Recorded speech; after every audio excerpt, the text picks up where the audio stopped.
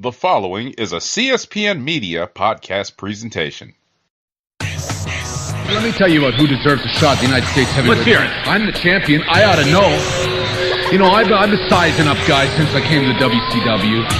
And I think the one guy that stands out the most, the guy that I think has earned a title shot, El Dandy, I think you're a heck of a wrestler. You're a great technician in the ring, and you're a jam-up guy. Whoa. I don't see any reason. Wait a minute. El Dandy has been wrestling in the cruiserweight division here. Please. He's a great wrestler. He's a great wrestler, but my goodness sakes, at 50 pounds. Who are you to doubt El Dandy? Because this guy's a serious professional. Well, let's talk about some serious contenders. How about hypnosis? Let's get thrown. Psychosis? Whatever. He's a great wrestler, you know.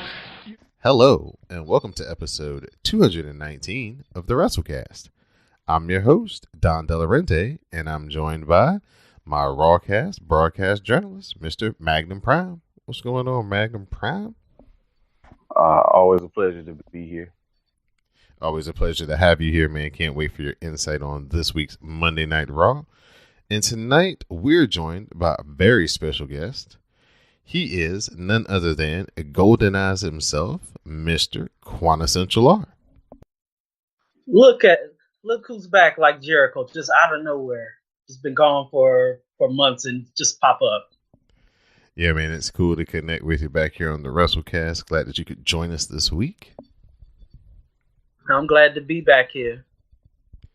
You can find the WrassleCast on the CSPN. You can find the CSPN on the web at www.cspn.us.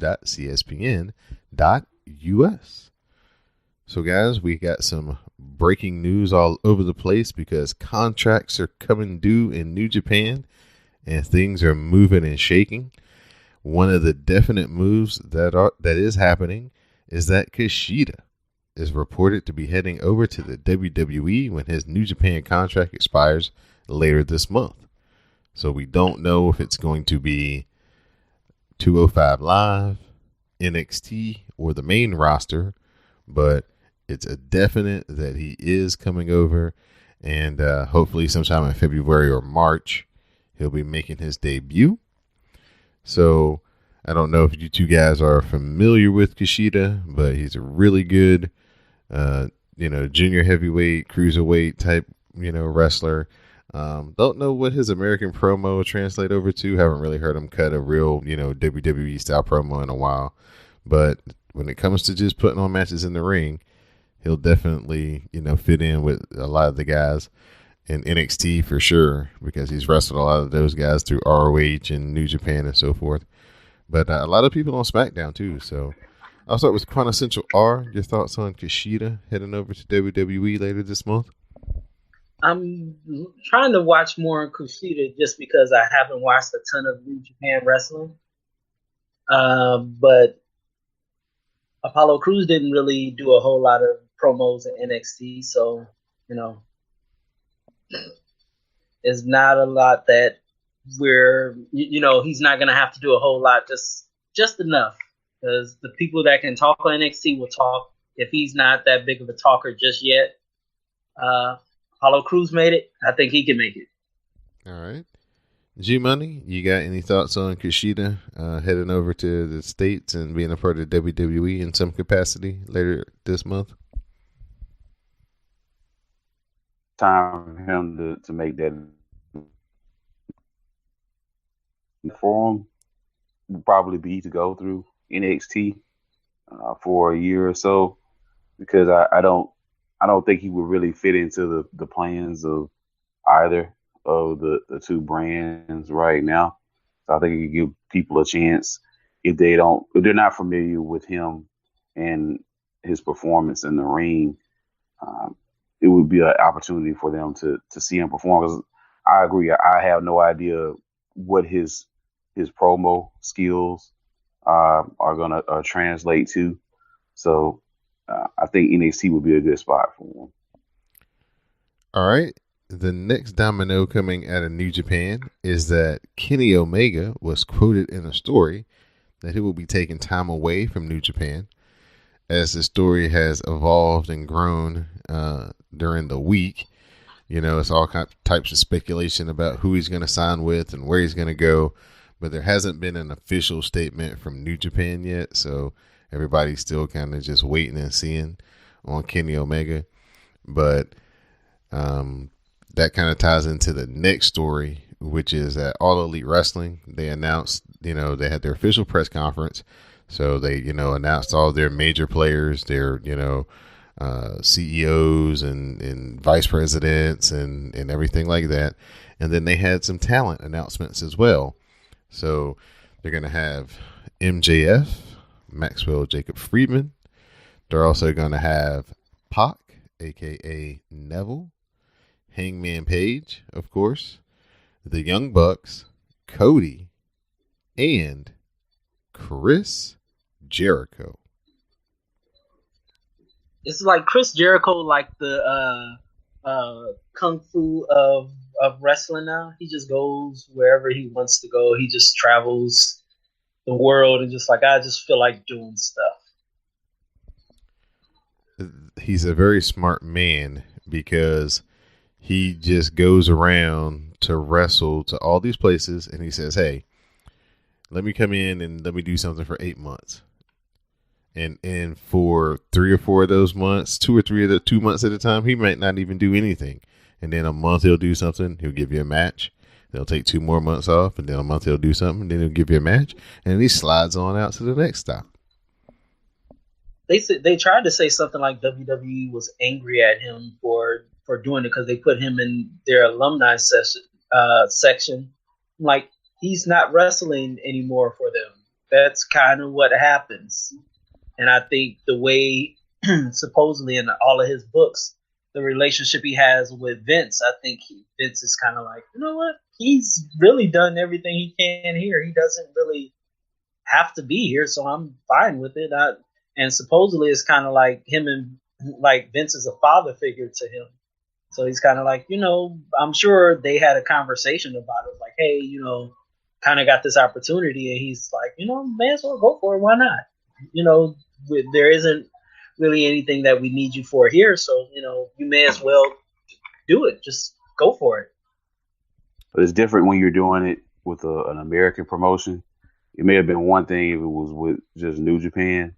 But when you hear on U.S. soil, I got to think that probably Vince was a little bit upset with that. But you are right. I agree with you. He wasn't going to see the main event picture again in the WWE. So if he would have done anything, it would have been probably with the mid-card talent. But as competitive as Vince is, he had to have felt slighted by that. True.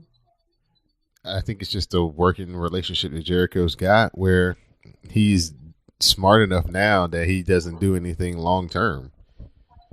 He's gotten to the point where he doesn't have to, he can do this and be as, cutting edge as he wants. If he wants to, do things with Kevin Owens because he likes Kevin Owens, he makes a suggestion and they go on a run and they have their Mania match and then he goes and pieces out for a minute. And then he's like, New Japan's kind of hot. Kenny Omega's a good wrestler. Let's see if we can do something with him. Oh, yeah. My friends book New Japan. The guys I basically started up with, learned Mexico with. They're the bookers in New Japan. One of my best friends is the announcer. Let's see what we can do over here. Pop their business. Got them, all these subscriptions. Helped sell out the Tokyo Dome, a week ago. So, he's just a smart businessman and he's, using the 20 years that he's played, got worth of experience that he's gotten to just make these moves, and he's having fun. So good luck. He did a wrestling cruise. Right. Right. Good luck to All Elite Wrestling. They announced that they're going to have the second All In Double or Nothing in Las Vegas. So that sounds like that should be pretty cool. So that should be a cool experience for everybody who comes and goes out to Vegas. The only thing that they did not have to announce was a TV deal or what they were going to do as far as, a taping schedule or things like that. It was they've said that they're going to be offering insurance. We don't know how that is going to work as far as it's going to be everybody. They said that when it comes to the pay scale, that the guys and the girls will be paid, within the same tiers. So I guess they'll have an entry level tier, mid card tier, main event tier. And regardless of what your gender is, if you're in one of those tiers, you'll get paid roughly the same. So that's something new as well. So good luck to those people. Good luck to the Young Bucks, Cody, the Khan family with this new venture. As long as they can, keep some pressure on WWE and get them to step their game up, then, it's a benefit to everybody who likes wrestling. Do you think they're going to have a TV deal, or you think they're just going to do shows? Because I don't know.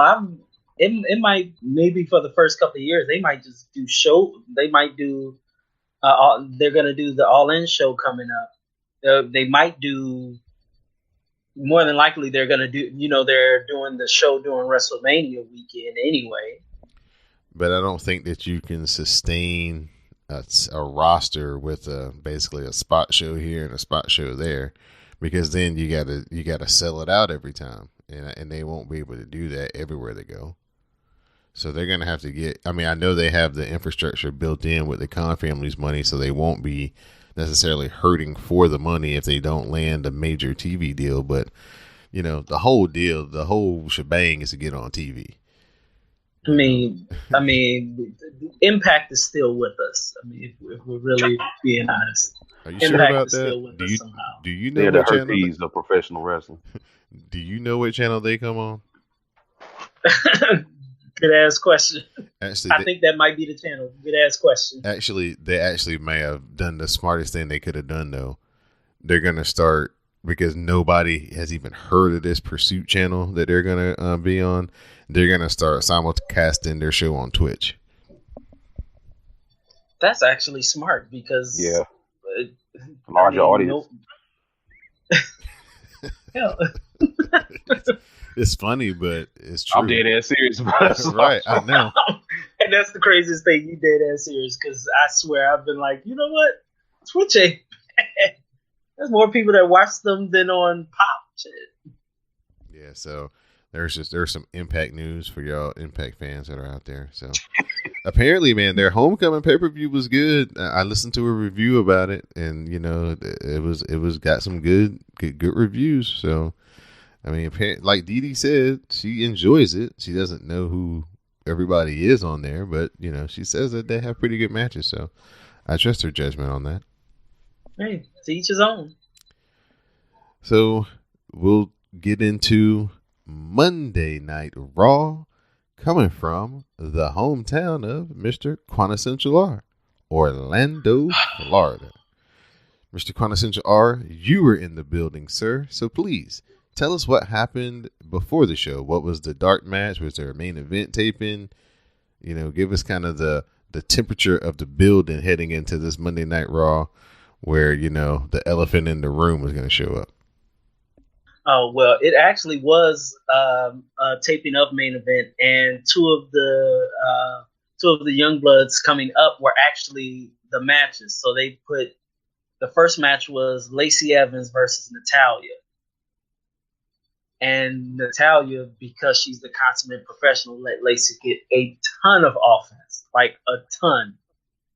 It was just like, she, it seemed like she felt that, this is her first shot at it, so I'm going to give her all of these things. And, of course, Natalya won with the sharpshooter, but you got all of it from Lacey Evans. It was like Natalya told her in the backstage, do all of your stuff. I'm going to let you do all of your stuff. Like, at one point, she does the ripping off of her dress that has shorts on. So I think on NXT, she was pulling a handkerchief out of her bra or whatever. She's on the show pulling it like just out of her trunks, just on the inside of it, wiping her brow and throwing it at Natalya. And I mean, she actually looked really good. And you sort of go, if this is her first, little feud, that's a nice person to learn from.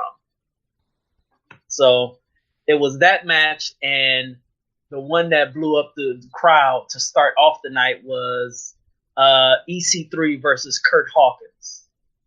And Hawkins actually got in a ton of offense. It actually was, and you had the crowd yelling NX3, because they're just like, he was just getting the loudest cheers before Raw began, and he gave dap to everybody and this, that, or the other going out. He ended up winning with the 1%, but they were really hot for EC3. So I was thinking, are they gonna debut him this time? Because the crowd was really in on him. I heard that those were strictly so Vince could see him. That Vince didn't know, that Vince had never seen him wrestle live or at any point. So they have him wrestling in these because they said the Heavy Machinery was in the dark match in Jacksonville on SmackDown, that they're just kind of, giving him some time so Vince can see him. Oh my God. Vince and that not watching anything but the main roster. My God. I understand do work. He could just have it on in the background like some of us do. It's just on. It was glance over. But just the fact, because I think that was the same thing they said at WrestleMania once, that he watched NXT at WrestleMania Access, and that was the first time he saw Sasha Banks in a lot of them. So he's just like, oh, this is what you got. Oh, let's bring him up to the main roster such and such day. Believable. Oh, boy. So we get the RIP Mean Gene graphic to start the show, and then all of a sudden, it's a brawl going on backstage between Seth Rollins and Bobby Lashley. And of course, this goes back to their issues that they had during the holidays, if y'all are keeping track during the holidays. Cena then kind of shows them fighting. They come all the way up, out into the arena almost. Then it kind of does this fade thing. And Cena, your favorite, welcomes us to Orlando. He says, Monday Night Raw is his house, and now this is the road to WrestleMania. Cena says he won't get left out of WrestleMania again and announces he's entering the Royal Rumble. Drew Mack comes down. He says he's been waiting for this moment for years. He doesn't care about Cena's bed partners, his haircut, or anything except his 16 world championships, that he's main evented multiple WrestleManias, and that Vince McMahon calls him the greatest of all times. Drew invites Cena to check with some of the people he destroyed, including Kurt Angle. Drew wants some of John Cena. Then John says he's heard the same thing every week from every single superstar, and that's the reason he had to leave, so they could come up with some different promo material. Cena asks Drew what makes him different. Drew says he'll show him. That's when things get interrupted by my man, Leo Rush. Leo's going on about how Seth Rollins is out of control and that Leo and Bobby Lashley will get a lawyer if something isn't done about Seth Rollins. Leo cancels the show until somebody does something. I thought he was about to say somebody call my mama, but he didn't quite get there. Ernest Miller. The show is canceled for about 5 seconds, and that's when Seth Rollins attacks Bobby Lashley again from the blind side. Dean Ambrose comes out to help Bobby Lashley, and then we get a 3-on-2 until Finn Balor comes out. He does a flip dive onto everybody as we head into commercial. So, guess what was next? A straight up. We're gonna have a tag team match. A straight up 6-man tag team match, player. Holla, holla, holla. So it's John Cena, Finn Balor, and Seth Rollins versus Dean Ambrose, Bobby Lashley, and Drew McIntyre. Seth grabs Drew from the outside and rolls him in. Seth then hits a super kick on Drew. Seth goes to the top rope. He flies in with the frog splash, but Drew moves out of the way. Dean Ambrose sneaks in a tag. He goes for the dirty deeds, but Seth Rollins escapes. We get the curb stomp to Dean Ambrose, and Seth Rollins gets the pin. So John Cena, Finn Balor, and Seth Rollins are victorious. This was a long-ass match. It really was. It was like everybody had to get their stuff in, and it actually was kind of cool to see Cena be the Ricky Morton of it all, taking a lot of the brunt. It's like, we're so used to Super Cena. But it was like, Cena was getting his ass whooped. Cena ain't Super Cena no more. G Money, how'd you feel about the opening to the show? We've kind of last couple of weeks kind of not really had the 20-minute promo to set up the night. We kind of had a couple of action things going on this week. So what do you think about Raw's opening? I mean it was okay. It was all right. You're not gonna get too much praise out of me. They're trying to freshen it up, man. It's a new era. It's a new year. I don't know about this. It's an New year, announcement. old ass Raw. Thank you. Will said, sir. Will said, sir. Thanks, sir. So Seth Rollins is celebrating, and then he sees Triple H backstage talking with Sasha Banks and Bayley. Seth decides to leave the ring, and he runs to the back. Backstage, Seth walks up to Triple H, and he slapped the cup or whatever he was drinking out of his hand. He says that he wants Dean Ambrose, he wants his Intercontinental title rematch, and he wants it tonight. Triple H says he's got it, and that falls will count anywhere. Now, this is the part of the night where I just wrote Mean Gene Okerlund tribute. The video was fantastic. It was. So Quantessential R, this is the part where you can kind of fill us in. They brought that gentleman back, the known on camera and audio racist Hulk Hogan. So what was the reaction in the arena? You know, Kevin Dunn did his best to try to show people cheering, and they probably pumped in some sound. That's the reason why I got you here, so we can get the real deal. How was Hulk Hogan received in Orlando? To be honest, after me, I have on my Instagram me flipping off the damn video screen of them showing him. But I'm like yelling at the top of my lungs, I ain't forgot, you racist motherfucker. But the rest of the crowd, they're all in. I think when I watched the replay of it on Hulu, it sounded like the music was louder. They were expecting boos. But there was a lot of people cheering him because he has a restaurant somewhere around Orlando.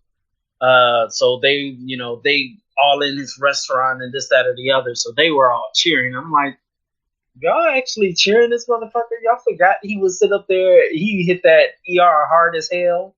And he just was like, it wasn't, didn't deny it at all. He's like, yeah, I said it. And, they were all in. Oh, it's Hogan. And I actually did flip off somebody later on that was in full Hogan regalia, so that's how I felt. But it was a lot of people that was actually cheering him, and I'm just like, not comfortable with this at all. And I think I saw somebody on Twitter that was like, "Oh, Orlando, you should be nice to him." Their ass was gonna be nice to him because it's Florida, and their ass is racist here too. So Yeah, they could have went and played the video and been fine. That's unfortunate, man. But they weren't gonna keep him off of TV forever. They were gonna try to find a way to get him back on there somehow. Unfortunately, they weaseled him in with the passing of Mean Gene, but they could have had Flair come out there and do the same thing, and it would have been fine. Or they could have just ran the video, and everybody would have known. Oh, the good old days before we knew all the dirty laundry on Hogan. And it would have been okay. Why couldn't they have all of the wrestlers come out like they usually do for the 10-bell salute, for Mean Gene and not have Hogan? That would have been fine. I would have been great with that. But they had to bring him back. Yep. And then they had the nerve to be promoting his merch on their Twitter account. Like, dang. At least it's like, can y'all try not to make it look so obvious? Yeah, I saw somebody on my timeline say, hell, I've been trying to get y'all to do leukemia things for Roman Reigns since he's been out. But this motherfucker comes back, this racist motherfucker comes back, and y'all just like, ooh, we got new Hogan stuff? Come on. But it is what it is. I'm still going to his restaurant one day and say it out loud. I really need to find that restaurant. When I go to his restaurant, I will put that on my Instagram. I'll do an Instagram story just off of that alone. If you guys live in the Orlando area, please have Bill money ready for Quantessential R, please. So he doesn't have to spend more than 4 or 5 hours in the holding cell after he does whatever. Look, I might get cheered. After doing I might, but considering I might be the darkest thing in there other than the wood on the floor, so it is what it is. Well, Hogan likes to tan, so might be a little closer than you think. You know what? You are correct there, sir. we have a lumberjack tag team match for the Raw Tag Team Championship between the Revival and Bobby Roode and Chad Gable. Gable goes for a backslide, but Dash runs in and he gets sent to the apron. Dawson then hits an inside cradle just as Bobby Roode sends Dash towards the steps. Roode basically reverses the cradle to the side of Chad Gable now on top and Dawson with his shoulders to the mat. The ref counts for the 1, the 2. Dawson's foot is underneath the ropes and the ref comes down with the 3 count and the champs retain. So another week, another screwy finish, and the Revival is slightly better than it was, but they're still not quite getting their shine. You think they're just building it up for just a big ass fight between the Revival and Roode and Gable? Just they're gonna keep pushing it. And then we finally get that tag team match at the Rumble that we've been waiting for, where it's no bullshit. Yeah, that's exactly what I was going to say. They're going to hopefully give the Revival a chance to wrestle for these titles at the Royal Rumble and give them on the pre-show. I don't think that's going to make the main show. You don't think the top guys are worthy of the main show? I didn't say that. Although I think the tag teams are much better on SmackDown, but. No, I don't see it making the main show. It's pre-show territory. For what the Revival like to do, though, in the style of match, the pre-show wouldn't be a bad landing spot because they'd get 18 minutes to do what they needed to do. Yeah. Oh, wait, I forgot during the match. I don't know if they showed it on. I'm really not sure if they showed it on the Hulu version, but during the match, I want to say Dawson actually grabbed the microphone and was like, I've lived here in Orlando for 5 years, and it was the worst 5 years of my life. So I decided to move back to Carolina. And I told my wife and kids if they didn't want to come with me, they can stay here. I didn't need them. So when we take these titles, we're taking them back to Carolina with us. No, they didn't run any of that. Oh, it was great. Like the crowd wasn't really into the match at first. It was a good ass match to me. They weren't really into it, and then as soon as he grabbed the microphone and did that during the middle of the match, that crowd booed the hell out of the Revival. I was like, that is just fantastic. Just the fact that him like, I'm gonna leave my wife and kids in Orlando. I'm going back to North Carolina. Smart move. Elias comes out. He's here to sing us a little tune. He says that he was weeping at the level of stardom he achieved in 2018. He dropped a debut album. He sold out MSG. He plays sold out arenas all over the world. He's been to South America, South Africa, Australia, and that's all brought him here to Orlando. He says there is a universal truth that follows him, and we all know it. If we thought 2018 was great, it is nothing compared to what he has in store for 2019. On January 27th, he will walk into the Royal Rumble, and he will take center stage, and he will win. He brings up Baron Corbin, and Baron Corbin comes out. He tells Elias to stop and that we can't handle another shitty performance. Just like him and all these people, they have no idea what it's like to have a job as high stress as his was. Corbin says, we don't respect him. He is going to take the same path Elias is taking, and he's entering the Rumble, and then he's going to main event WrestleMania. Elias tells Corbin that before he even thinks about saying one more stupid word, just do us a favor and shut your mouth.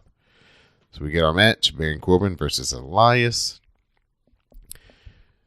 Unfortunately, Baron Corbin gets the win. Elias gets sent into the corner, shoulder first. Then he gets the end of days from Baron Corbin. Corbin gets the pin 1, 2, 3. And Corbin gets his hand raised.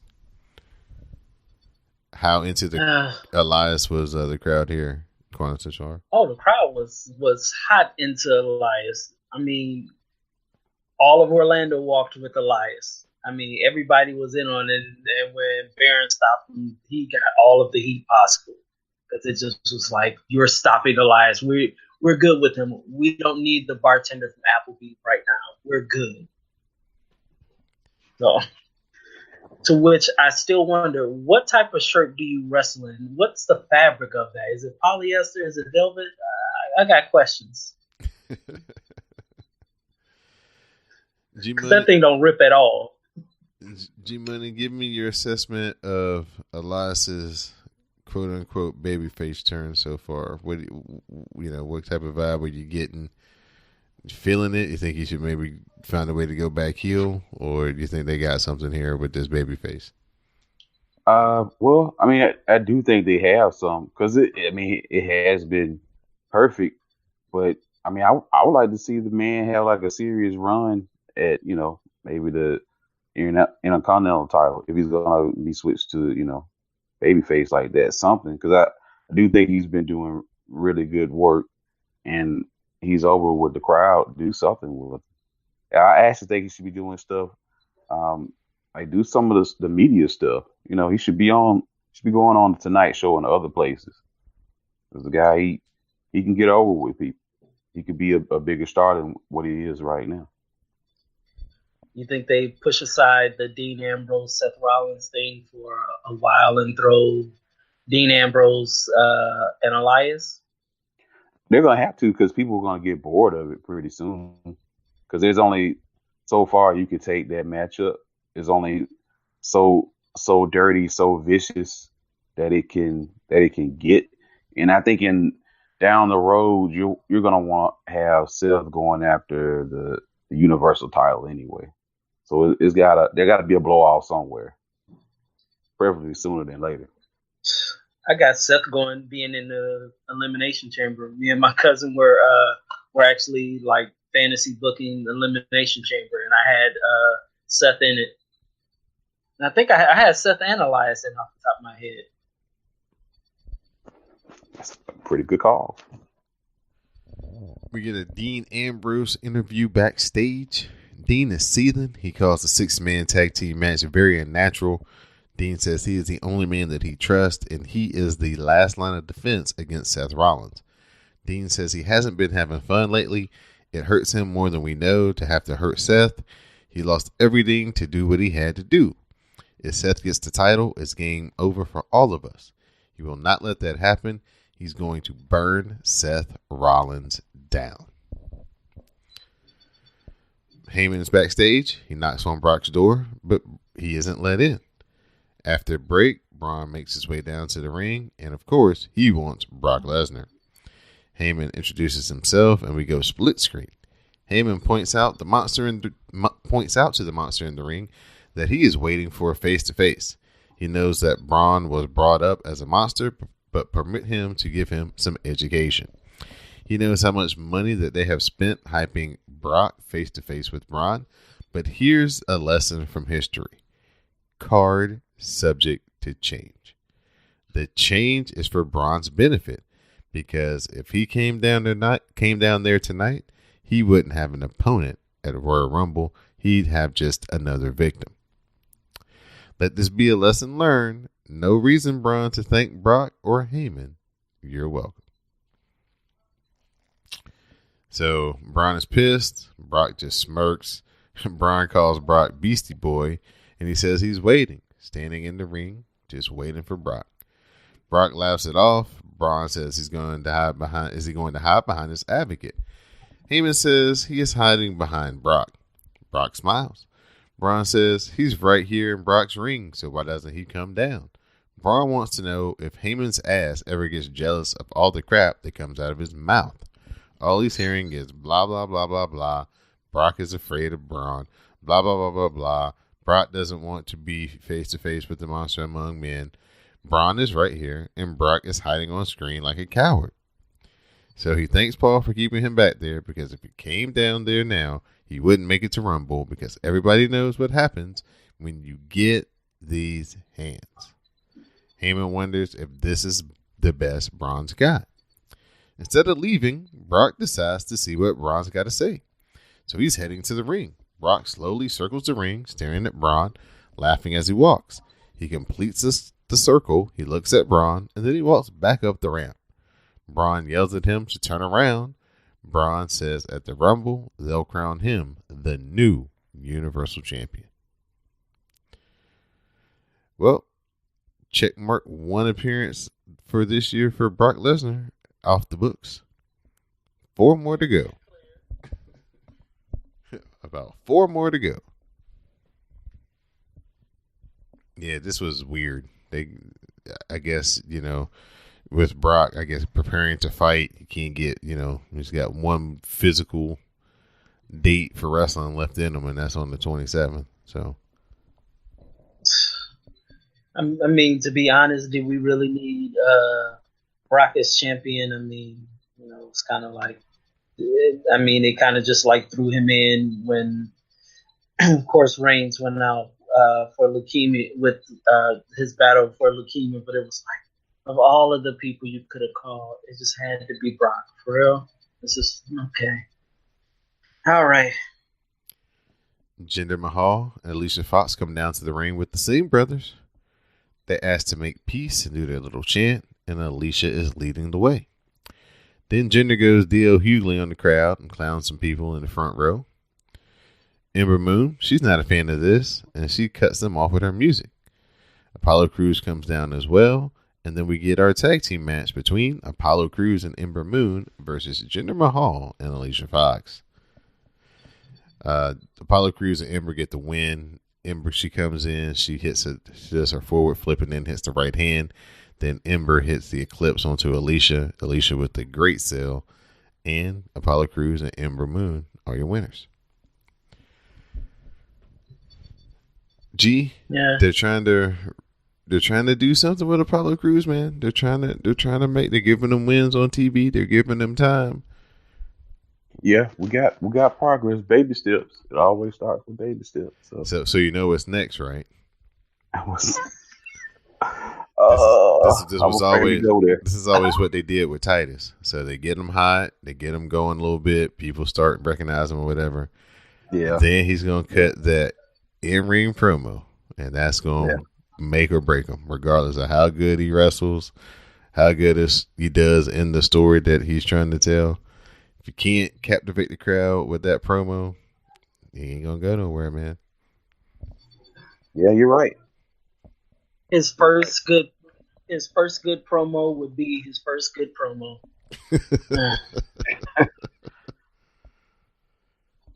Well, somebody who doesn't have to worry about good promos, because all her promos are good money. Alexa Bliss is here to welcome us to the first ever episode of A Moment of Bliss. So she is set up at the top of the stage. She demands coffee, and the stage hand brings her out a bedazzled coffee cup.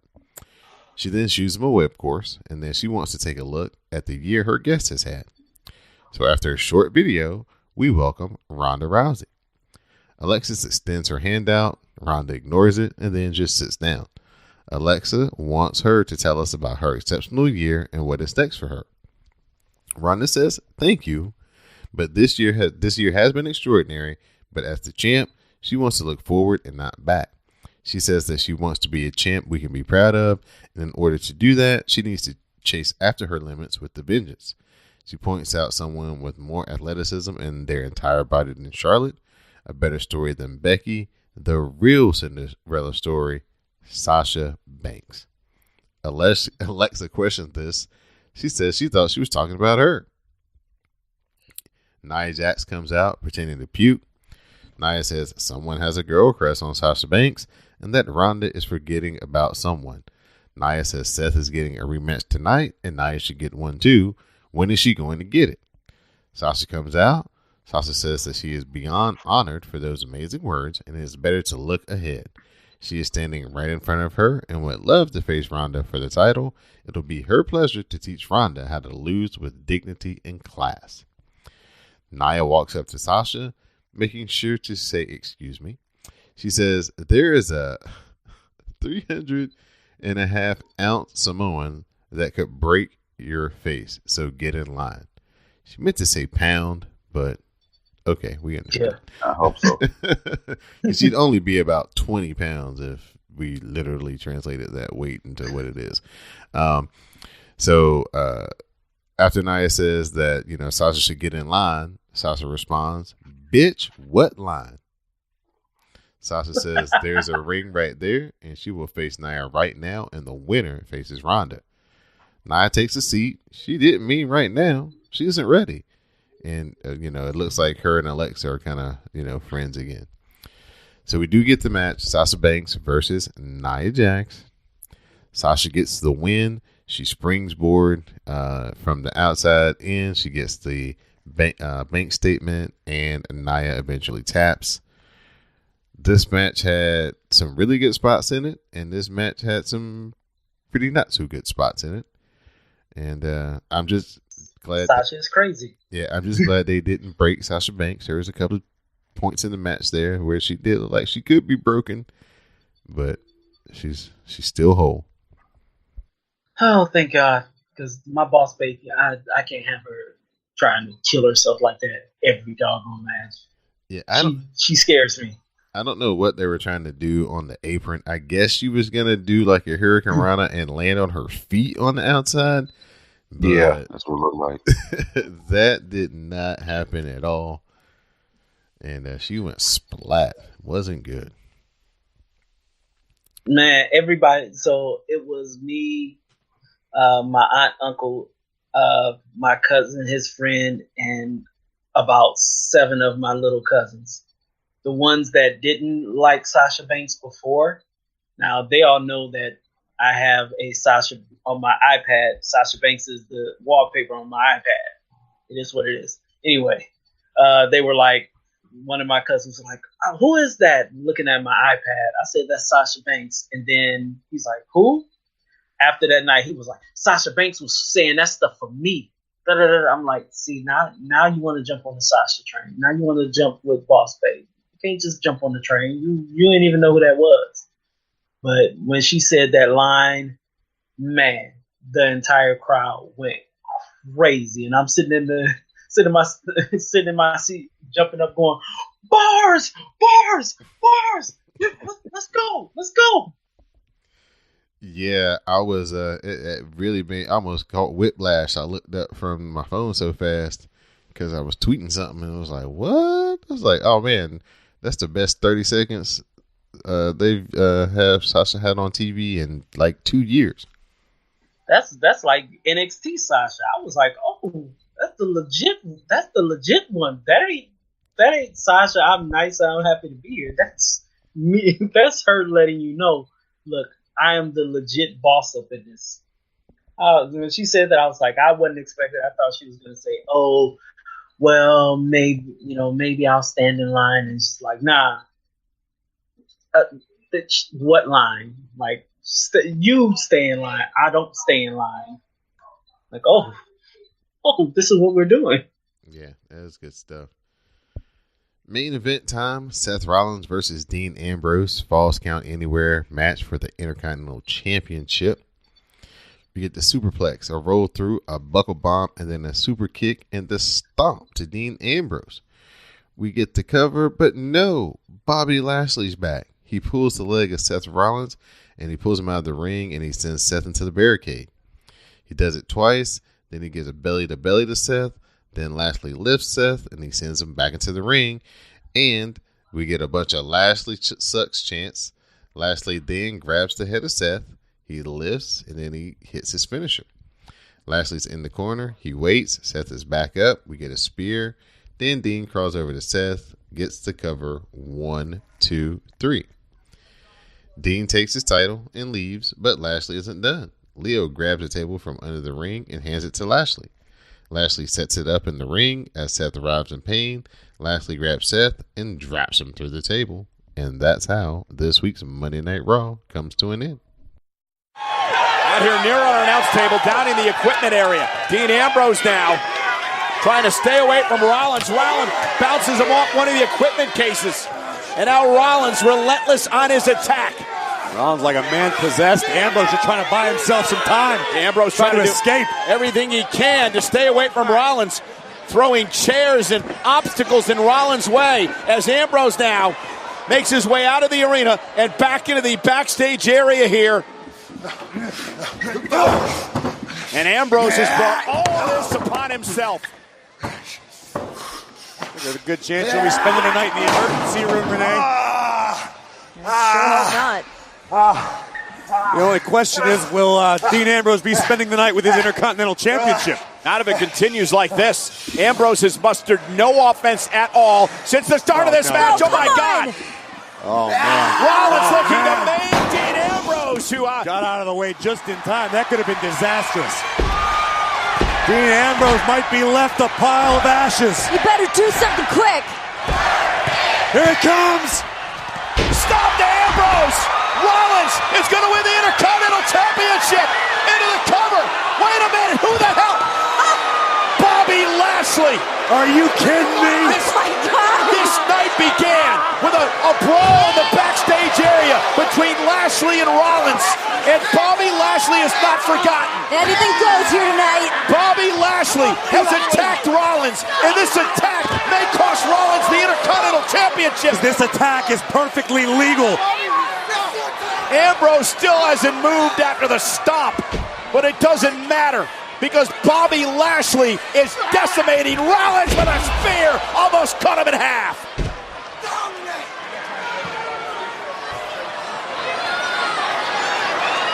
And the official can do nothing but watch and then count if Ambrose gets into the cover. Ambrose grabs the leg of Rollins, and Dean Ambrose has retained the Intercontinental title. Here's your winner, and still the Intercontinental Champion, Dean Ambrose. I think this is the kind of attitude that Lio Rush has been trying to get out of Bobby Lashley. Well, he's getting it all right because the almighty Bobby Lashley is hell-bent on making Rollins pay, sending Rollins through the table. Bobby Lashley establishing himself as a dominant force here tonight and making Seth Rollins pay. Did you enjoy the main event, sir? It was fine. Like I said, at this point, I kind of was done with Dean and Seth. I like the backstage stuff. That part was fun. And it was kind of like, oh, okay, this is where we're going with this. Seth is going to win. They're going to play hot potato with the title. And then when Lashley came out, I was like, oh, now it was getting interesting. That's where I got excited. I was like, oh, so we're going to move on from Seth and Dean. Thank God. And we're going to do Seth and Lashley. I was like, all right, that's something that I'm sure both of them would love to sink their teeth into. Yeah, we already know how G feels about this match. She's already seen it enough times. Exactly. So this was a pretty decent Monday Night Raw. It didn't drag. It started out really good. I thought it was okay. Wasn't anything super special, but the beginning with them just kind of fighting was very Nitro-ish. It was like, oh, this is kind of fresh. Yeah, we're gonna start fighting starting off. Okay, we can get if that's what's coming in the new McMahon era. All right, I'm good with that. That'll put some butts in seats. You can find the WrassleCast on iTunes, SoundCloud, Stitch Radio, Google Play, and Spotify each and every Friday. So please subscribe, download, rate, and review. Next up, SmackDown time from Jacksonville, Florida. SmackDown starts and Daniel Bryan is in front of the concession stand. He points to it, saying that the only concessions being made are to our health and to our well-being. He says, look at ourselves. Look at the people next to us. Are we happy? Are we healthy? How do we feel after we eat this stuff? We are filling a void, and this is why we cheer for AJ Styles. By cheering for AJ, you fill this empty void in our lives. AJ is exactly like this hot dog. Bryan steals a hot dog from a Samoan while his friend nearby eats his very quickly. Bryan says once they are done eating, they leave empty and move on to something else. Bryan tosses the hot dog at the guy, and then he comes up to a dude with a cup. He's, basically talks about how, we indulge in the, syrup or whatever out of the plastic straw and the plastic cup. And then he tosses the Coke into the fan and screams fickle at him. Bryan heads to the merch stand and he asks for a Yes Movement t-shirt. Oh, that's right. There aren't any because it's dead. Why? Because he doesn't want to fill us with this toxic garbage. Oh, but look, AJ Styles garbage, needless consumption. all to make AJ feel like you actually care. Look at this trash. Plastic. Useless. Harming the earth. Bryan makes his way to the crowd. He stands high up atop the steps and says that he is out here changing the world. He is making the world a better place, but to create change, he needs us to change. All these people are weak, submissive, and impotent. Each of them are weak. He points at people in the crowd, telling them to change. He is here changing the planet one place at a time. He grabs a poster board that says AJ on it and walks down the stairs with it, saying he doesn't think so. AJ fills a void for about 30 seconds. Bryan tears apart that void and he will fill it with something meaningful, valuable, something that all these children can be proud of. He calls the guy at ringside impotent, and then he tells him to change it. He says we boo him, but he is changing the planet for the better, while all of us change it for the worse. Then out of nowhere, R-Truth flies onto Bryan, and he starts beating his ass. Truth attacks Bryan until the ref stops him and holds him back. So this was a very fire segment to start. Oh my god, he was like an evil Captain Planet with Ilanya. I can never pronounce her name correctly. Like, you're eating this stuff, not on my watch. It's like, oh, okay, sorry, you don't want to eat it. But I do like dude that set up there and ate the hot dog real quick. Like, that's not my hot dog. It's kind of good. They boiled it and then put it on the grill. No, you ain't messing with mine. We'll have to give Didi Jonay her props because she called this from the very beginning that he was the evil Captain Planet. He was the nemesis from Aquaman. So she was on it from the very first eco-friendly promo that he gave. So shout out to the one to Mustafa Ali drive a SUV. Right. Like, yes. How dare you? Right. Like, I think even the Planeteers would be like, all right, Cap, you're kind of going a little bit too far. All right, calm down, bro. Yeah, so another good show opening for the main roster this week. Had a lot of good stuff come out of this. Him walking down the stairs, yelling at those dudes, calling them impotent. Change it. That was hilarious. That one dude was like, no, I'm not. Like, oh my god, this is what we're going with. This is great. Yeah. And I think Sam was saying the other day, when they first started with Daniel Bryan being a heel, he was like, I don't know how well he works as a heel because usually he has somebody else to play off of, but he's doing a pretty good job as a heel. They figured out what he's about now, being a heel. I remember last time it was just him browbeating AJ Lee, and now it's like I'm going to be a evil Captain Planet, Occupy Wall Street character. So we do. It is working. Yeah, it is. So we do get the official match: Daniel Bryan versus R-Truth. Bryan sends Truth into the corner and gives Truth 2 kicks to the chest. Bryan runs to the opposite corner and then he hits 2 running drop kicks to Truth. He goes for a third, but Truth comes out with a spinning forearm. Truth locks up, he goes for a suplex, but he turns into a jawbreaker and a pin for a 2 count. Truth misses a splash in the corner. Daniel Bryan connects with the running knee, and Daniel Bryan gets the pin, and he gets the win. So, quick little match, but a good showcase for R-Truth. He got a lot of his stuff in, and good little way to pay off the little beef that they had a couple of weeks ago. Yep.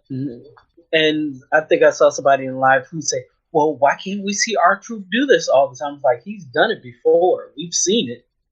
It's just been a long time.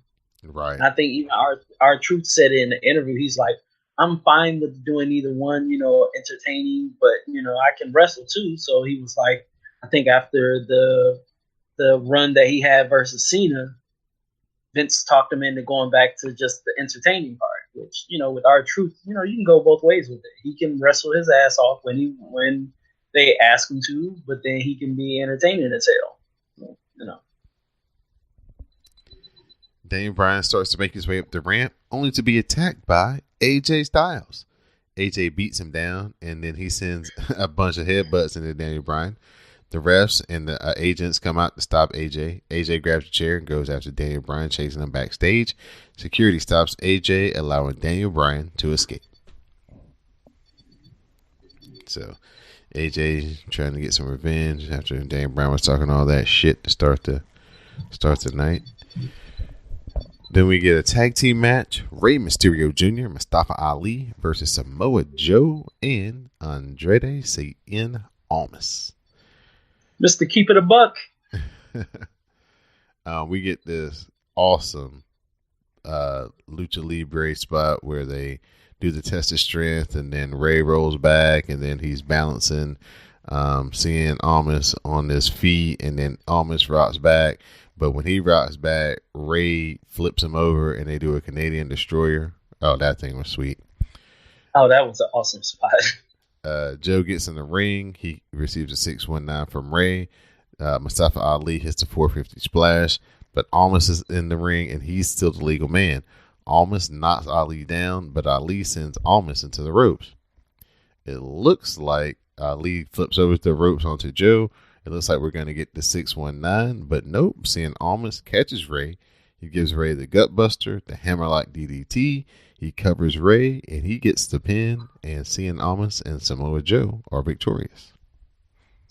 I swear, who would have thought that when 205 Live was doing this thing that Mustafa Ali would be the one to come out of 205 Live and show out?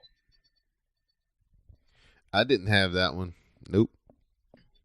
I believe me. I think I had Jack Gallagher just because of that in the Rumble that year that he had the umbrella. I was like, that might be the one, or at least Cedric Alexander. But Mustafa Ali been showing out. Yeah, I'm about to drop some knowledge on y'all right quick. It's my new SmackDown 6. You ready? Go for it. Rey Mysterio, Mustafa Ali, Samoa Joe, Cien Almas, Daniel Bryan, AJ Styles. That's a good SmackDown 6. Yeah, that's man. Really good. You put those 6 guys up against each other in any combination, or you put those 6 guys up against anybody else on the roster, you're going to have a hell of a match. Yeah, and Cien Almas, even though they had him lose against Mustafa Ali, it was a hell of a match. So it's like you just throw, as long as those 6 are near the title picture, either it's gonna be a really, really good show. Right. We have a small interview with Carmella where she says that she is seen as a third wheel in this upcoming match tonight to determine the number 1 contender for Asuka's SmackDown Women's title. But why? She was the champ for over 100 days. She beat Charlotte Flair twice. She beat Asuka twice. She won the Money in the Bank contract, and in that briefcase was an opportunity, and that's all she will ever need, an opportunity. She says that she is everything because Mella is money. It was fun with her and R-Truth, that little thing for a little bit, but Carmella going back to Mella is money, that was fun. She was really good in that role of just being, that sort of heel that's that's basically an asshole and just barely getting the title, just barely keeping the title. So if they can keep her around in that would be really good. Backstage, the Usos are chilling. They bring up having to beat the Bar tonight, and tonight the true tag team is stepping up. Welcome to the Usos Penitentiary. Backstage, Shane is playing on his phone when The Miz comes in, wondering if Shane had anything to do with that. Shane wonders what he's talking about. Miz says the Usos are getting a possible shot at the tag team titles. Miz says that he and Shane are the best tag team in the world. Shane says that they are far away from the title picture. Miz says Shane is McMahon and he can just give them a title match. Shane says he won't do that. They have to train, scout, gain confidence, challenge themselves and their competition. Are they on the same page? Miz says yes they are. Speaking of which, has Shane thought about their outfits? Miz is thinking of going with the all white. Shane takes a fake phone call, leaving the Miz by himself. Rusev, he's in the middle of the ring. He's looking sad. He says last week, Lana, his wife, his love, his heart got hurt because of the selfish actions of one man, Shinsuke Nakamura. While Lana is at home resting, he stands before us not as the United States champion. He stands before us not as the Bulgarian brute with the body of 1,000 Hemsworth brothers. He stands here before us as a husband. He tells Shinsuke that he can mess with him all he wants, but once he touched his wife, he crossed the line that he cannot come back from. He calls Shinsuke out and says he will break every bone in his body and crush him. Backstage, Shinsuke is chilling in the production truck. He says that Rusev is out there trying to get sympathy, but he is in the truck to prove to everyone that this isn't his fault. It's Rusev's fault, and we have the proof. We go back to last Tuesday, where Shinsuke kicks Rusev in the head, stomps him in the corner. Lana hops on the back of Shinsuke, and Rusev gives him the Machka kick. Shinsuke rewinds it, showing that Lana fell and then hit her head because Rusev super kicked Shinsuke. He tells Rusev that he crushed Lana. Rusev paces the ring, and then he says that if he ain't coming to Rusev, then Rusev will come to Shinsuke. Rusev rushes up the ramp. He goes to the back. Rusev wonders where the protection truck is. He starts to make his way out the building, but Shinsuke is there with a big old box to press Rusev into another box. He then kicks Rusev in the face and stands over him to talk some shit. Shinsuke leaves, then comes back for a nice little knee to face. That's I've been waiting for a good rivalry for Shinsuke since he's won the U.S. title. That Jeff Hardy thing was trash to me because somehow Vince just keeps loving on Jeff Hardy. But that's that. I mean, if we're really being honest, kind of on Lana on that one. Why are you gonna jump on dude's back? Your husband got it. If we're being really, really honest. As much as Shinsuke was like, it was your fault because you kicked me even though you didn't know your wife was on my back. Good story. They'll be able to play it up for a while. It's a personal issue, so they'll be able to get into it. So hopefully they'll be able to have a good match and a good payoff eventually when this comes to pass. It's time again for another interview. This time it's Becky Lynch. She claims that tonight she's got to jump through hoops that no one beat her to have. The title run that she had the title run that woke up the industry, and that's okay. Tonight she can do whatever she wants. Charlotte and Carmella are just a formality. Asuka will have to do a lot more than just climb a ladder, and that Asuka is living on borrowed time. Did you see the tweet Becky Lynch sent out about it before? I think a few days before SmackDown, she's like, "See, where's your women's title now? I had the U.S. title. It was the hottest thing in the world. Now all of a sudden, where is it?" And then she, I think it was on her Instagram page or something like that, and she said, "Some people like to rescue animals. I like to rescue titles in distress." I'm like, oh, okay, all right. She's already said, "Oh, you're holding that hostage and you're not doing anything with it." Best promo in the wrestling business right now is Becky Lynch's Twitter account. It really is. I still say it's a tie between the best one. The one she did to Graves was awesome. You got to be more specific, sir. Oh, the one she did to Graves where she said, "I'm here to make history. You're just here to commentate on it or comment on it." Yeah, that's like the first one. There's another one. I need to find the other one. Oh yeah, she told. So Corey Graves put out a tweet that he walked into his daughter's bedroom and she was playing Becky Lynch's ring music. So Becky Lynch quotes the tweet and says, "Oh, I've sunned her daddy so much, I'm basically her grandma." Oh, I did see that one. It was that one and the one she threw at Charlotte where she said she was like, "Oh, when I broke my face, I was out for 3 weeks, but Charlotte, she was out for a month. But I don't know why, but she cropped the picture where it just showed her Charlotte's breast, and I'm like, oh, that's just wrong. That's just wrong." The Usos in the bar. their next step. Cesaro goes to the top rope. He dives off right into a super kick. Jay reaches out for his brother. He nearly gets there, but Mandy Rose comes out. She looks to Jimmy and she says she needs help. She wants to know if she left her tiny top and shorts in his hotel room. Jimmy seems confused. Sheamus takes advantage. He sends Jimmy off the apron. Cesaro hits Jay with the Gotch neutralizer, and the Bar get the win. So we'll take a drink for the distraction finish. Thank you, Mandy Rose. Thank you. So after the match, The Miz comes out, and Sheamus and Cesaro celebrate. He says to give it up for the tag team champions. He wants to congratulate the two of them on behalf of he and Shane. They have dominated all the teams but one. He is here to grant them an opportunity of a lifetime. He offers them the opportunity to put their titles on the line at the Royal Rumble against the one team they have yet to dominate, the best tag team in the world. Cesaro snatches the mic from Miz. He says he wants them to face a dysfunctional team with daddy issues. He says he wants to consult with his tag team partner.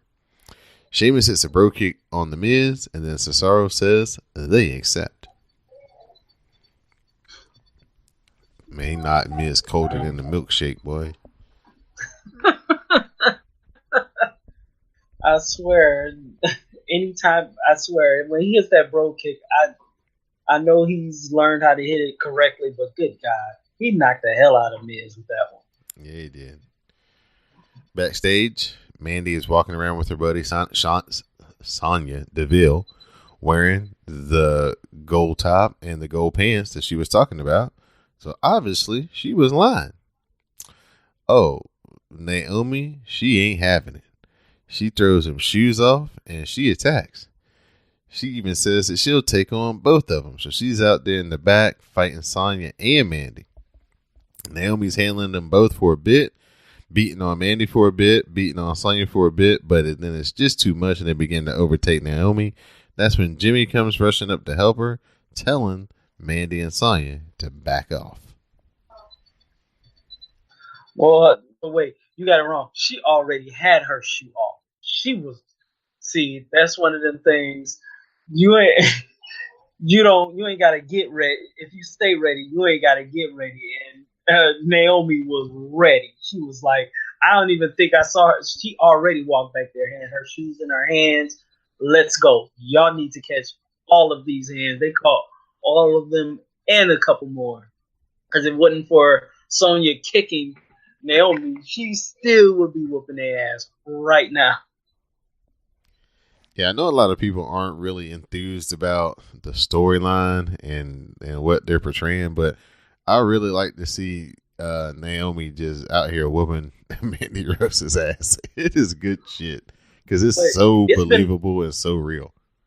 But it's been a slow burn, and that's the thing that's been cool about it. Because remember when Naomi and Asuka was hanging out, and Mandy tried to grab at Naomi's hair, Asuka slapped her hand down like, you ain't gonna grab on a black woman's hair. But then her, Mandy and Naomi have been going at each other for on Twitter. Like she said something like Naomi said something to the effect of, Naomi was out there taking Sears pictures, not JCPenney, Sears. She didn't get the Olin Mills ones. She was like, you're taking these Sears pictures all the time instead of learning how to wrestle better. And they've just been going back and forth. And if, all of us could see it except for Maurice, but, that's on him.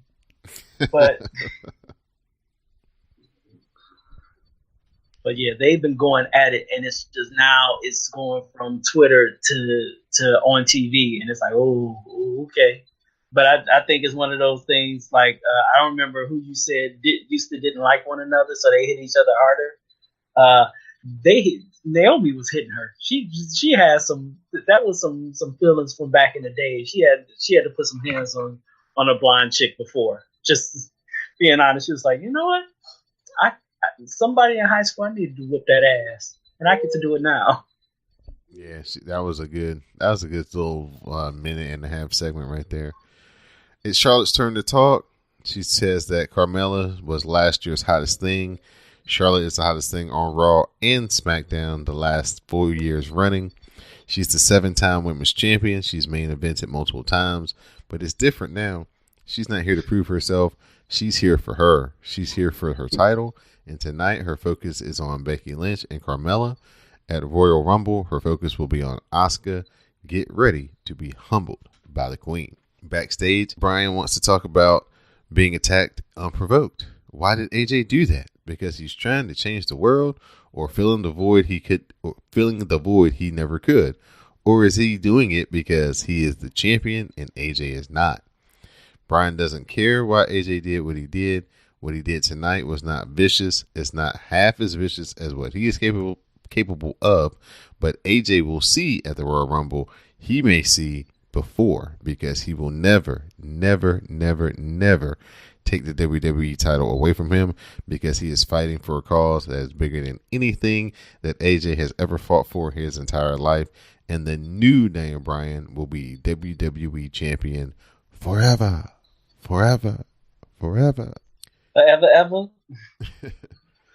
Miz, he's backstage holding his jaw. Shane comes up to him and says, "This wasn't his plan." Miz says that he challenged their competitors. Shane says he didn't mean it like that. Miz says that they have to have the confidence, and Miz does. He says he is ready and believes in the team, and if they are not testing themselves by going right after the bar, then what are we doing? You know what this could mean to him and his dad? This is not how he wanted it to go down. Shane wonders if Miz really thinks they could win, and Miz says yes, and then they give a fist bump.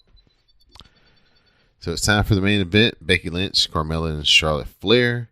The winner goes on to face Asuka at the Royal Rumble for the women's SmackDown title. Charlotte lands a slap to Carmella. She then applies the figure 4 and figure 8. Becky then heads to the top rope. She dives off and hits a leg drop on both women. We get a cover for a 2 count. We get the disarmor to Charlotte. Carmella then kicks Becky in the side of the head. Carmella sends Charlotte to the outside. Carmella locks up, but Becky escapes. We get a spear from Charlotte. Carmella then hits another super kick, and she grabs Becky. Becky then grabs Carmella's arm. She applies the disarmor, and Carmella taps. And Becky Lynch is going on to face Asuka at the Royal Rumble.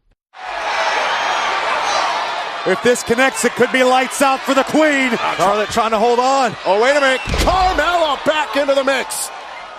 And rips Becky Lynch off of the turnbuckle and a forearm smash to the Queen. Well, Carmella made it a career out of being an opportunist. Oh, wait a minute. Trying to rip Charlotte Flair off the top. Whoa, yeah, but what power by Charlotte to... Oh, my God. No way. Charlotte Flair. Set for a ride. Carmella into the cover. Oh, a kick out by Flair. How close was that for Carmella? Well, able to gather herself. Watch out, watch Becky. Oh, trying to go for the disarmor. And Carmella slowed it down. Actual selection. Shades of SummerSlam. Oh, and a kick by Carmella. Carmella, can she win it? Bella's going to the Rumble. Cover, and Charlotte Flair broke up the cover. What a response by the Queen. Plenty of history, plenty of pent-up frustration. Now the figure 4, trying to go to the figure 8. Charlotte with the bridge. Look at the bridge. Look at the height. Watch out. Oh, my God. And Becky Lynch with the leg drop. Now Lynch the cover. Charlotte able to kick out in time. Becky's got the disarmor. Disarmor on Flair. It's in. Becky Lynch is moments away from a tap out. Oh, and a kick. Carmella preserving her own opportunity, keeping this matchup alive. Yes, sir. Perhaps saving the Queen. Yeah, Charlotte Flair was maybe seconds away at best from submitting. What a hard-hitting matchup between these 3 brilliant former champions. Who wants it more? Now Becky Lynch trying to stave off the suplex. Spear! And another kick by Carmella. Charlotte Flair, Becky Lynch both down. Can Carmella capitalize? Trying to rip out the arm. Disarmer. Disarmer by Becky Lynch. Carmella taps. Becky Lynch is going to the Royal Rumble. Here's your winner by submission, Becky Lynch. The man now has another opportunity to climb to the top. 2 weeks from Sunday at the Royal Rumble event for the first time ever at Chase Field in Phoenix, Arizona. Becky Lynch gets Asuka for the SmackDown Women's title. I thought that this episode of SmackDown was so good. This is one of the best episodes of SmackDown in a long, long time. And that's why I said that when the McMahons were like, we haven't been doing a good job, and SmackDown is like, you know what? I don't know when y'all started speaking French, but we've been putting it down for the past months, months behind. But this one was an excellent show because it just was like you hit all of the points that you wanted to hit, and it wasn't like we're going to slow down at any point in time. You got everybody's stuff in, you kept storylines going, and it was like, all right, I see where this is going. Okay, good stuff. Yeah, very good stuff. Very good stuff. So, excellent addition to SmackDown. It just happened to be that, this was the same day as the All Elite Wrestling press conference, which was basically happening right across the street from where SmackDown was taking place. So, if AEW's press conference can inspire WWE to produce that type of television just off a press conference, then they've already, helped the wrestling business substantially because that was a hell of a show. Supposedly Vince got so salty at it. I think I saw something on Twitter where they said if someone came in with a Bullet Club shirt, they was basically kicking them out. But one guy had videotaped it, and he was like, they let me back in, and they, I guess because WWE does check stuff. So I guess they saw the little bit of the backlash, and they let him back in and bought him a WWE shirt if he would wear it and stuff like that. So, yeah, Vince was feeling away. He was like, oh, really? So you're going to do that across the street? All right, I got you. Yeah. I got you. Last review, NXT. The show opens with Johnny Gargano coming out to cut a promo. Gargano said that success in NXT was measured by wins and championships, and his 2019 would be better because he would become a champion. The crowd started chanting DIY when Gargano mentioned Ciampa, but Gargano stops it and said what happened in the cage match meant nothing. Ciampa is still a piece of trash, but then he mentioned that when Ciampa brought up the idea of facing Ricochet, Ricochet came back at him on Twitter about it, and he told Ricochet that if he wanted the North American Championship, then Johnny said that he'd just take it. So that brings Ricochet out, who said if Gargano wanted an opportunity, all he had to do was ask. But questioned if he was planning to take the title from him face to face or attack him in the parking lot. So they ended up setting up a match for TakeOver before Ciampa comes out. Gargano wanted none of Ciampa and told him to leave, but before he could, Aleister Black appeared on the big screen. Aleister Black tells Ciampa that he should be more concerned with him than grooming his little dog because he was going to make him fade to black. The lights then go out, and when they come back on, Aleister Black is behind Ciampa. They fought onto the audience tape. They fought onto the announce table where Ciampa blocked the suplex and managed to escape. Gargano then took advantage of the distraction with a super kick to Ricochet. Oh, this was head on the swivel, Ricochet. Yes, head on the swivel. That's exactly what I said when I was watching it. I was like, shout out to DD's name. Yeah, once they flipped back to him and Ricochet was like looking at the crowd, I was like, oh, watch out. Pow. And it was a wrap. He was stretched out in the ring. But this was a really good opening segment. They set up another championship match for TakeOver, and they also advanced the story between Aleister Black and Tommaso Ciampa as well. So great opening from NXT. And we get more Ciampa Gargano because that's gonna somewhere along the line is gonna pull back into something. they're gonna face again, and Johnny Gargano might actually win sooner or later down the line if he quit being stupid. Next up, it's Bianca Belair versus Nikki Cross. They teased the double count out after Belair dropped Nikki Cross on the stage to escape the sleeper hole. But this time they both beat the count, as this was a callback to their last match they got. Of course, double count out, no winner. Bianca avoided a crossbody off the top, and then she gets the win with the KOD to remain undefeated. Isn't just me because I need to go back and watch it. Go ahead. I need to go back and watch it, but I'm trying to see if Charlotte was good at this stage as Bianca is, because Bianca's just, she knows who she is, and she's getting better and better each time I watch her. It's closer to what Sasha was in NXT.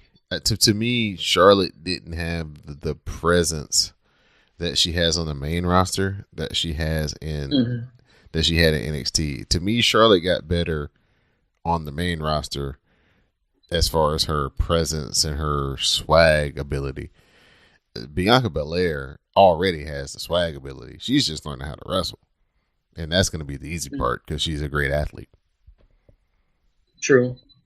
That military press to standing moonsault. That move, my God, it's just, you just watch that and it's like,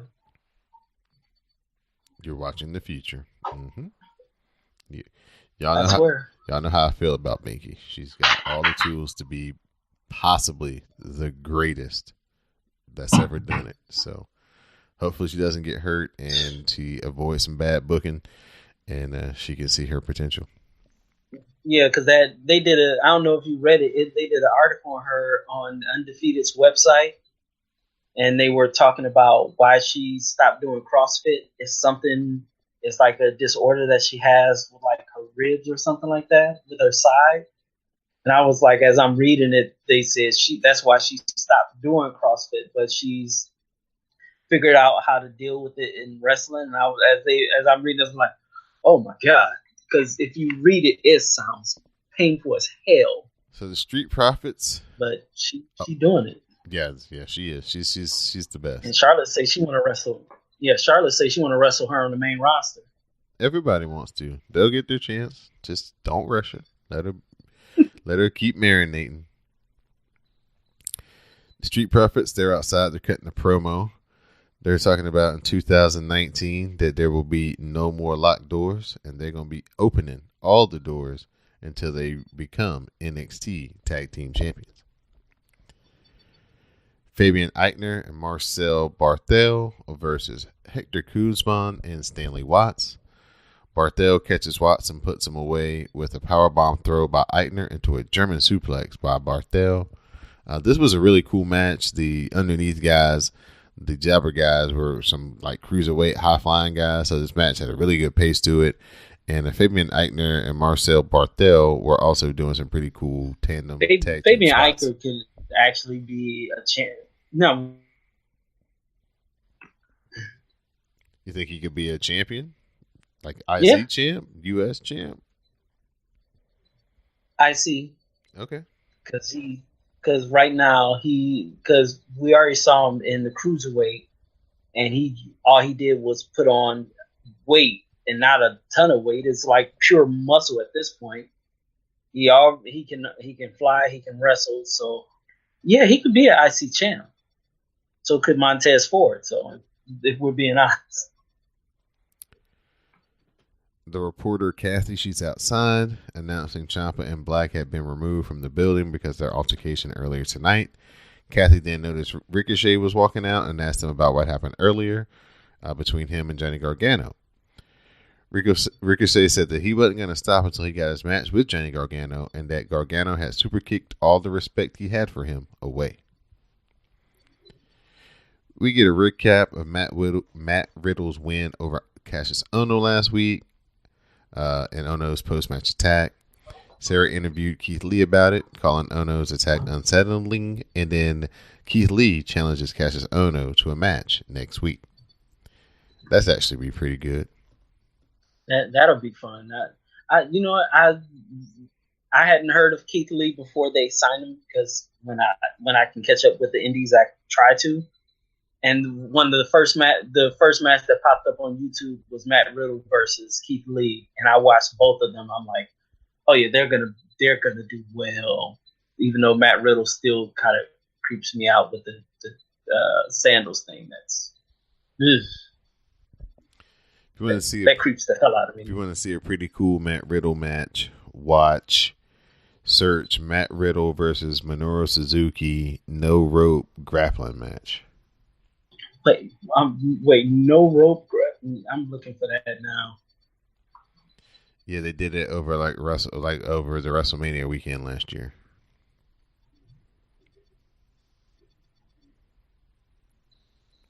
And I just found it. Yeah, it's pretty good stuff.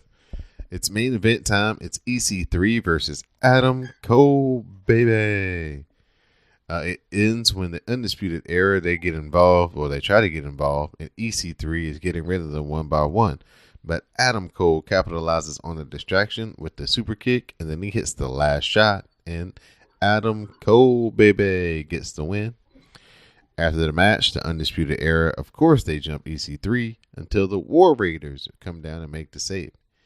Hanson took out Roderick Strong and O'Reilly on his own before Raymond Rowe hit a dual front slam and powerbomb to Roddy Strong and Bobby Fish, leaving Kyle O'Reilly all by himself to take Fallout. And that is how NXT ended this week. It was good to see the War Raiders back. They hadn't been on TV because of injuries since TakeOver War Games. And so the tag team match, it looks like it's going to be set War Raiders versus Undisputed Era at Royal Rumble for the NXT tag team titles. That should be pretty fun. Oh, that whole card is going to be fun. Now we have Ricochet Gargano. That's going to be a hell of a match. War Raiders. I for some reason think Undisputed Era is going to lose. Just because I'm sure they want them to move up soon. Yeah, it's gonna be. War Raiders, it wouldn't be bad. It's gonna be interesting to see how this show is booked when it comes to that, considering who's on the card and what's going to happen. But I can't wait to see Binky versus Shayna Baszler. We'll be looking forward to that match on the takeover. So maybe Binky can get her first NXT title run. That'll be awesome. Can they have like a long title run with her? And I don't know who they got coming up now at this point. After her, because I'm sure they're gonna do. I don't know if they did the Zayn, Dakota Kai, and Shirai match with the MMA broads. No, not yet. I'm sure that's coming. Yeah, so, it's coming at some point, but they haven't done it yet. But that would be fun. We might actually. I was thinking about this earlier because somebody's like, "How many black champions have there been in WWE?" Which is like The Rock and I count Mark Henry's. That just is what it is as a world title reign.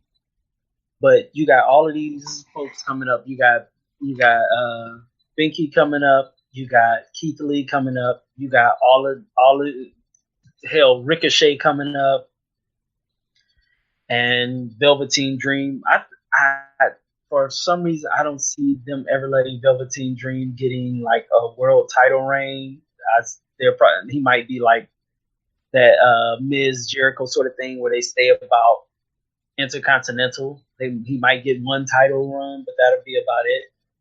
But it could be a bunch of black champions in the next 10 years or so. Yeah, 5 years, maybe? Yeah, 5. There's a lot of good talent out there right now, young talent as well. So, like I said, as long as they don't get injured and don't trip over bad booking, sky's the limit for a lot of people. But before we go, Quan, let's give the people a preview of what they're going to see Before on Saturday, as NXT UK is going to have their first ever takeover event from Blackpool, England. We're going to get Travis Banks versus Jordan Devlin. We're going to get Eddie Dennis versus Dave Mastiff in a no disqualification match. We're going to have Mustache Mountain versus the Grizzled Young Veterans for the NXT UK Tag Team Championships. We're going to have Rhea Ripley versus Toni Storm for the NXT UK Women's Championship. And Pete Dunne will face off against Joe Coffey for the WWE United Kingdom Championship. So this event will be taking place at 2 o'clock Eastern Standard Time on Saturday, January the 12th. You can use the hashtag GodSaveTheCast to share your commentary with color with the host and fans of the WrassleCast. We definitely appreciate it. This should be a pretty fun event. I'm looking forward to Rhea Ripley versus Toni Storm because you know who I want to win. Shout out to my Forever Young Cast co-host, Modo, Miss Jupiter Julep, and Miss V. Well, sleep though. So looking forward to this. Looking forward to the live tweet. The European show is hard to keep up with just because they release it 2 episodes at a time, and I just don't have that much time in my days. But I'm looking forward to just sitting down in front of this takeover, taking it all in, and just being wild and saying ooh and ah about some of these guys, because I know Mustache Mountain versus Grizzled Young Veterans is going to be a hell of a match. I'm excited. I'm excited for the Ripley Storm match, but I'm really, really excited to watch Pete Dunne and Coffey, because I watched Coffey in a match maybe about a month ago, and I was like, he hits like a brick. And it seems like him and Dunn will go at it, and just, one of those things. It seems like those two are one of those, you hit me hard, ooh, we can have fun and knock the hell out of one another. So that's going to be a fun one. All right. So at this time, Quintessential R, I'll turn it over to you, man, for your shout outs and thank yous. All right. Shout out to my cousin John, my wrestle partner. We'll sit up there, and he has my other login for WWE Network. My friend Chris in Phoenix, that we were supposed to go to the Rumble, just couldn't work out because, money gets funny. Shout out to young Littlefoot, because she just put a banger shirt out there, I think yesterday, off of Sasha Banks's line. So go check that out. Where it says, I only stand in line for the bank. So I got that as a wallpaper on my phone now. So shout out to just the whole WrassleCast live tweet, because believe me, I thought I was the only black wrestling fan out there, and y'all, every time I just go, oh, I missed out on live tweets and things like that. Sometimes when I'm working and stuff like that, I'll just go back and read the tweets and feel like I watched it. So I just want to thank y'all, and shout out to Greg for being here. Shout out to Sam. We'll link back up together soon, and shout out for Don for inviting me. Well, thank you for joining us this evening, Quintessential R. I want to give you a big thank you for coming on the show once again. Always one of our favorite guests here on the WrassleCast. Give a shout out to our SmackDown Matters correspondent who couldn't be with us this week, Miss Didi Jonet. Give a shout out to Greg for joining us as always. Shout out to Sam. Hopefully he's doing well out there. Shout out to everybody here on the CSPN. Please continue to support all the podcasts here on the network. You can also get some extra content that can't be found on our normal feed over on patreon.com/CSPN Media. So you can get Quintessential's show with Sam, where they go back and review the Monday Night War era Nitros and Raws. We call that the WrassleCast Red and Black. So there's episodes of that up on the Patreon. You also get the Dark Match, which is basically pre-show conversations that we have here on the WrassleCast, Cast a Strong Style, where we may have a topic, or we just may be, talking about things that happen in real life, going back and forth. But it's just exclusive content there over on the Patreon page that you can listen to if you become a Backstage Pass member. That's like $3 a month, I think, for that tier. And there's videos and all kinds of things over there on the Patreon page. So please support the CSPN Patreon page. Support our sponsors over on CSPN.us and continue to download, rate, and review if you're on iTunes, and tell a friend to subscribe if they're into pro wrestling. Tell people about the live tweets. We definitely appreciate everybody who supports the live tweets each and every week. Definitely entertaining, helps keep me awake a lot of Mondays, especially because that last hour is rough. But I know my live tweet people are going to have gifs and memes that'll, keep me awake and interested in what's going on, at least on Twitter, if I'm not interested in what's going on my television. So thank you to y'all each and every week. Thanks to the Glow, all the WrestleBays, Jade to the Max. I'm still thinking about you.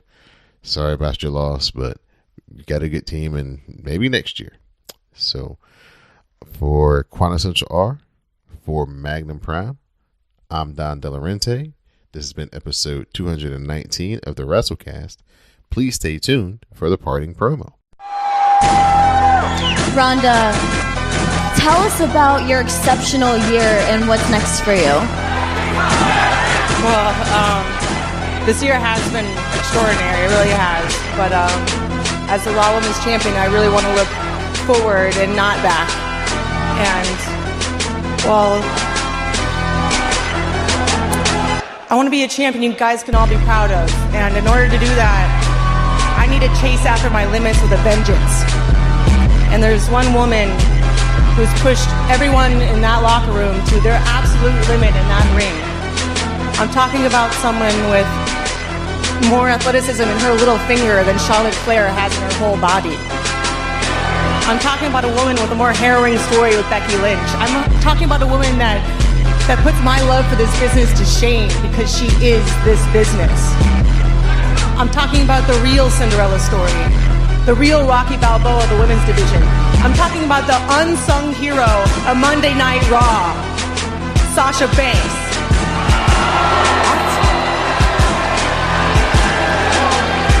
Sasha Banks? I thought you were talking about me.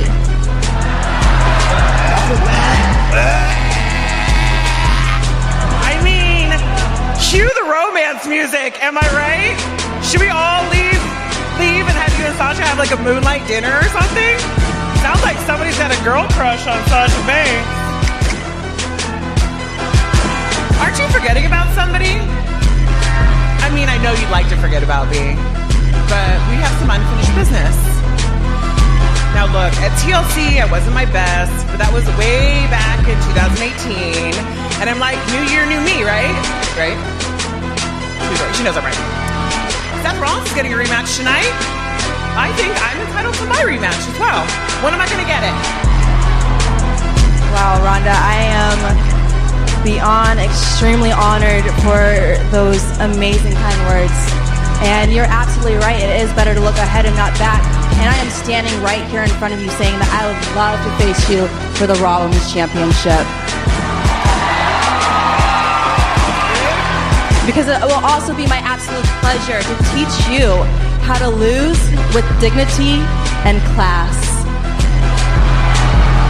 Wait, hold up. Excuse me. Excuse me. There is a 300.5-ounce Samoan standing right in front of you that could rip your face off. No. I could break your face. So why don't you get in line? Back there. What line? I am the line. It's right there. There's a ring right here, and I will face you right now. Winner faces Rhonda. Hell yeah. Oh, you gotta love it. You gotta love the attitude from the boss. I can't wait to watch the boss get her face broken. Well, come on, Nia. What are you waiting